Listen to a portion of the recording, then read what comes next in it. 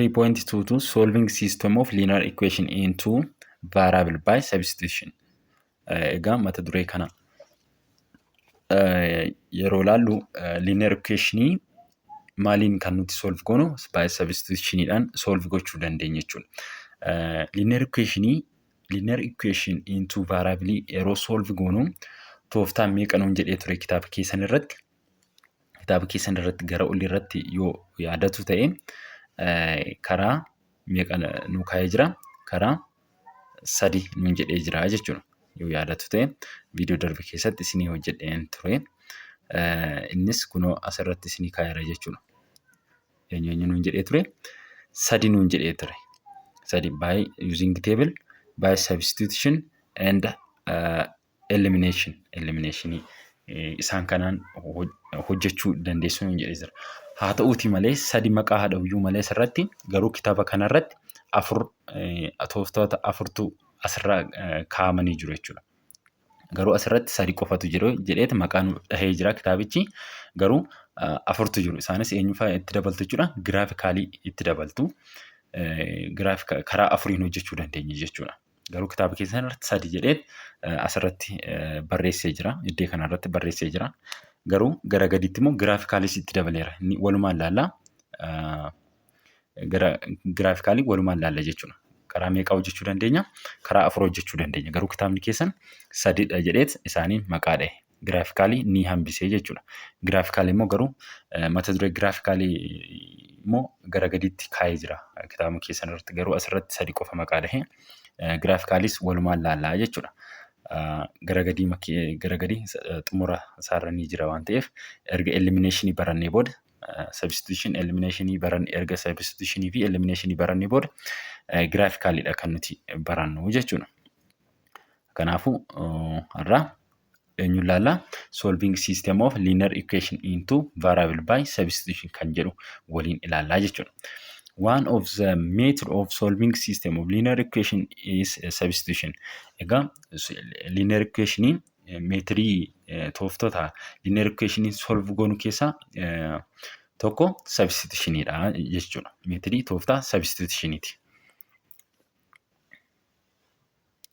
The method involving solve one of the equation in terms the other variable and then substitute the result into the other equation to solve the second variable. Equation tokko yeroo nu kennamu, equation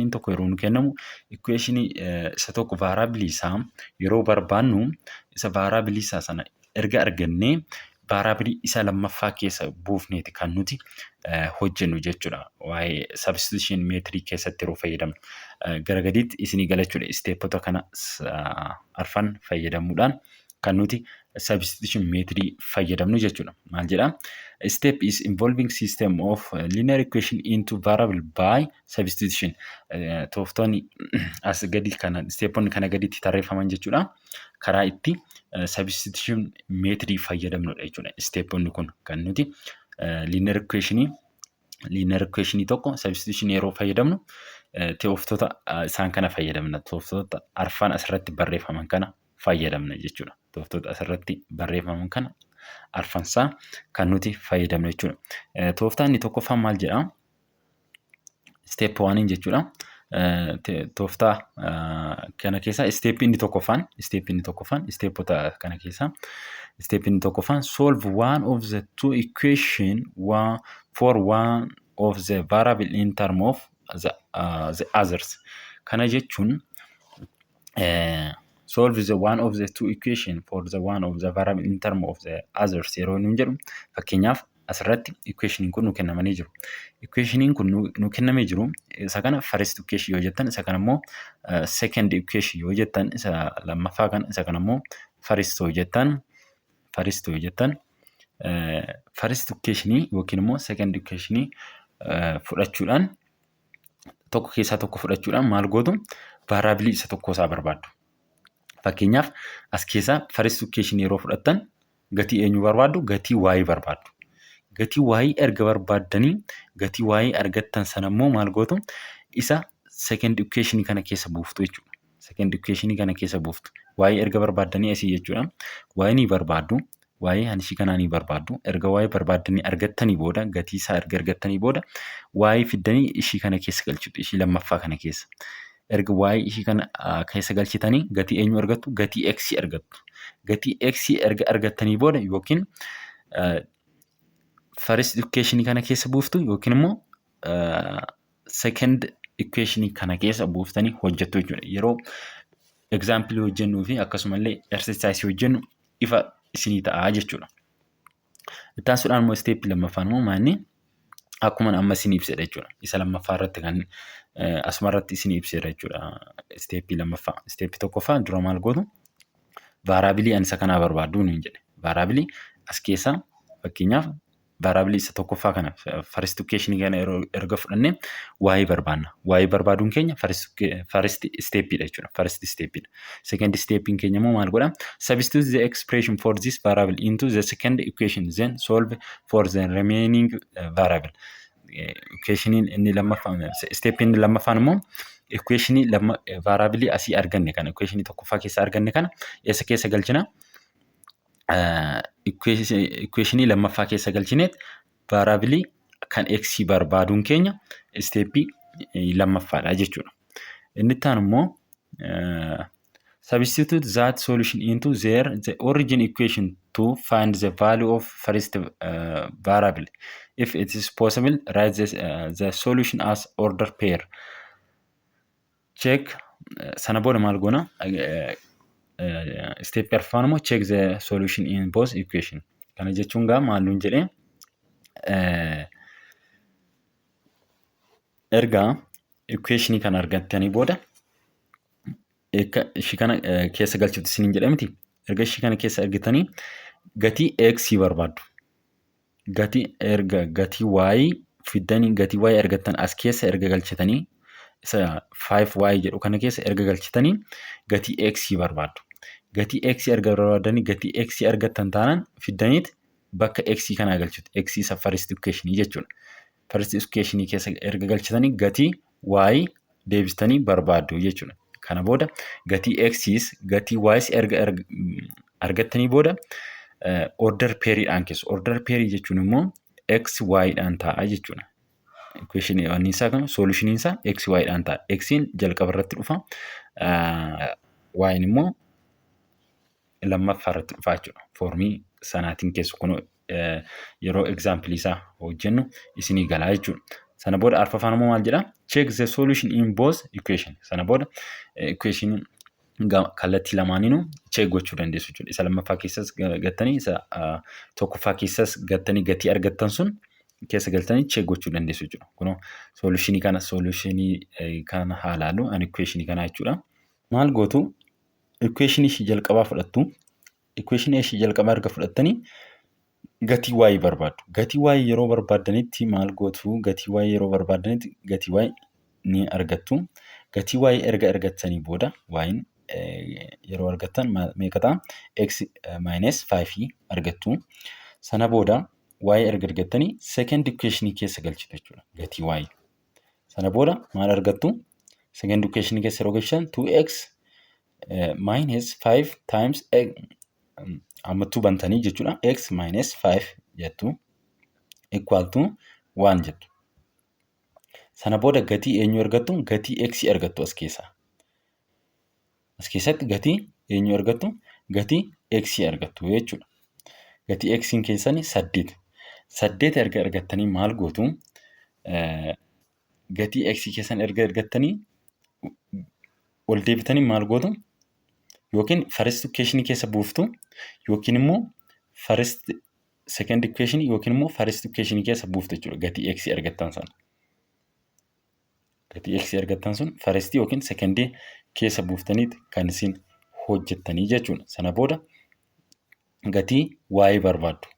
Gatii x argattan sun first keessa buuftu yookiin second equation yookiin first equation keessa buuftu. Sana booda gatii y kan isin barbaaddanii jechuudha. Gatii y yeroo barbaaddan meeqa argattu jechuudha?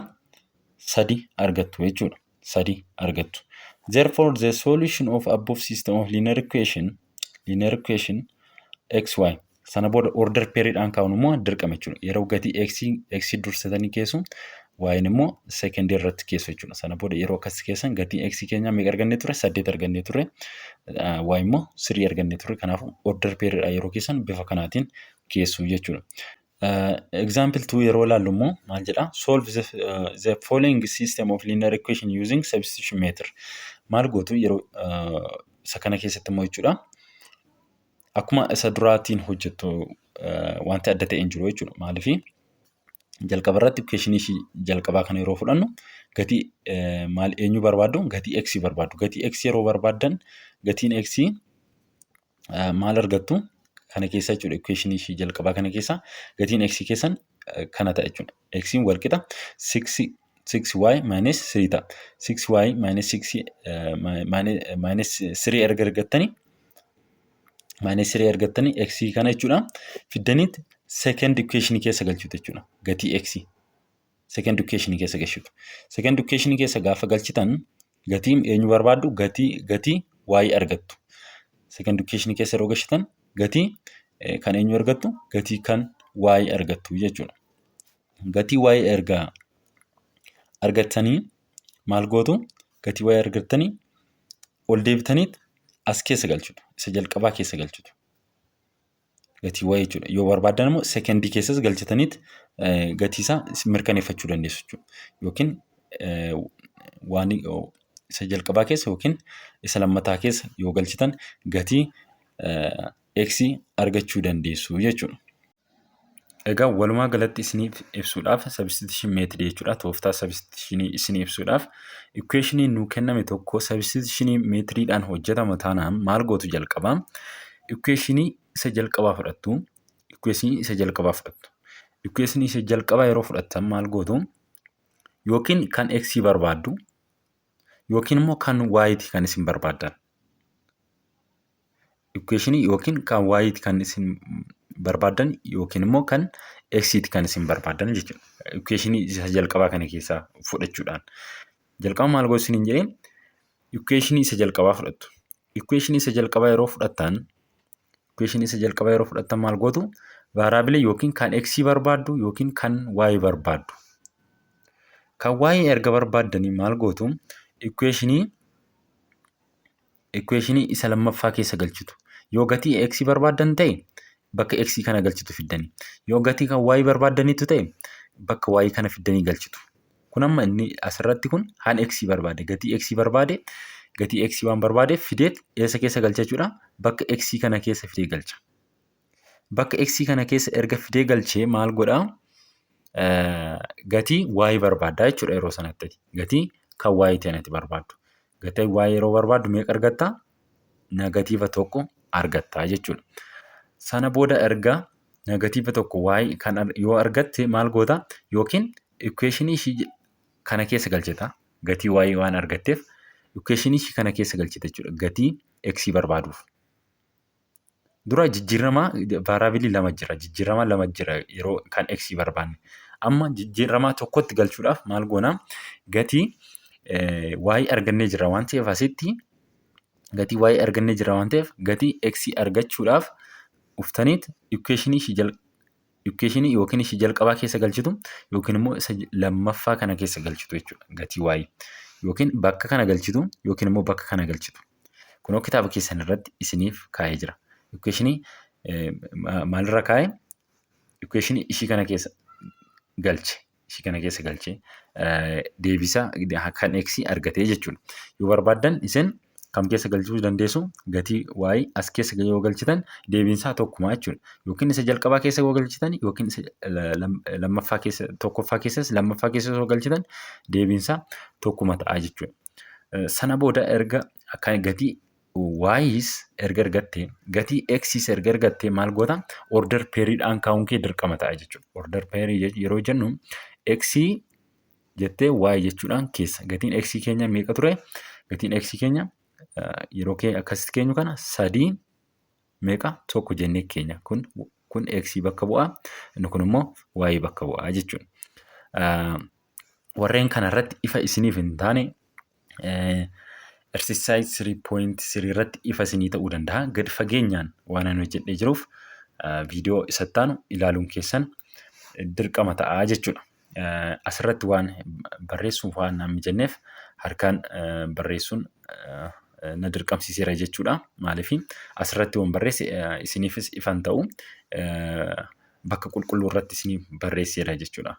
Exercise 3.3 kana viidiyoo itti aanu keessa waan jiruuf isa ilaaluun keessan dirqama ta'a jechuudha. Substitution meetodii kana kan ifa isiniin taane exercise kana keessatti gadi fageenyaan waan ani hojjedhee jiruuf achirratti ifa isinii ta'a jechuudha.